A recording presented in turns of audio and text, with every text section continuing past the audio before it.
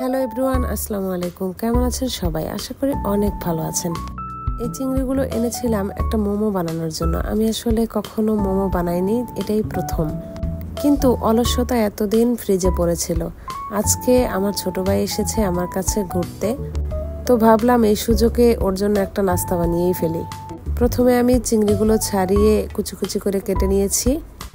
এরপর ধনেপাতা, পেঁয়াজ এবং কাঁচামরিচ নিয়েছি। আমি যেহেতু একটু ঝাল বেশি পছন্দ করি, তাই কাঁচামরিচের পরিমাণ একটু বেশি নিয়েছি। যাই হোক, এখন মোমোর জন্য একটা ডো তৈরি করব। এখানে কর্নফ্লাওয়ার এবং ময়দা মিক্সড করে সাথে লবণ দিয়ে মিশিয়ে নিচ্ছি। এরপর এখানে দেব গরম পানি দিয়ে হালকা করে মেখে একটা ডো বানিয়ে নেব। আমার ছোট ভাই যখনই আমার কাছে আসে, আমার ওর জন্য স্পেশাল কিছু করতে হয় না, যেমন পোলাও, বিরিয়ানি, মাংস।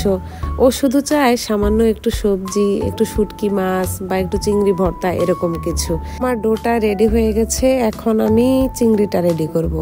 এজন্য চিংড়ির মধ্যে দেব ধনেপাতা কুচি, পেঁয়াজ কুচি আর কাঁচামরিচ কুচি। আমি যেহেতু একটু বেশি ঝাল পছন্দ করি, তাই মরিচের পরিমাণ একটু বেশি নিয়েছি। এখানে দেব সামান্য স্বাদমতো লবণ, আদা রসুন পেস্ট এবং গোলমরিচের গুঁড়ো, এবং সাথে দেব একটু সামান্য পরিমাণ সয়া সস। এরপর ভালো করে এগুলোকে একটু মিক্সড করে নেব। আমি আসলে সম্পূর্ণ প্রসেসটা ইউটিউবে দেখেই শিখেছি। আমাদের মতো যারা রান্নায় একটু দুর্বল, তারা ইউটিউবের সাহায্য নিয়েই মূলত রান্নাটা করে। আমি প্রথমে ভেবেছিলাম এই চিংড়ি মাছগুলো যদি কাঁচা অবস্থায় আমি মোমোর ভিতর দেই, এটা কি আসলেই ভালো লাগবে, নাকি একটা কাঁচা কাঁচা গন্ধ আসবে। যাই হোক, আমার ধারণা ভুল। এটা আসলে খেতে অনেক বেশি সুস্বাদু এবং হেলদিও বটে, যেহেতু এখানে কোনো তেল মশলা তেমন ব্যবহার করা হয় না। এবারে ডোটা দিয়ে আমি একটু রুটি করে নিচ্ছি, এবং আমার কাচের গ্লাস ছিল একটা, ওটা দিয়ে আমি গোল করে কেটে নিয়েছি।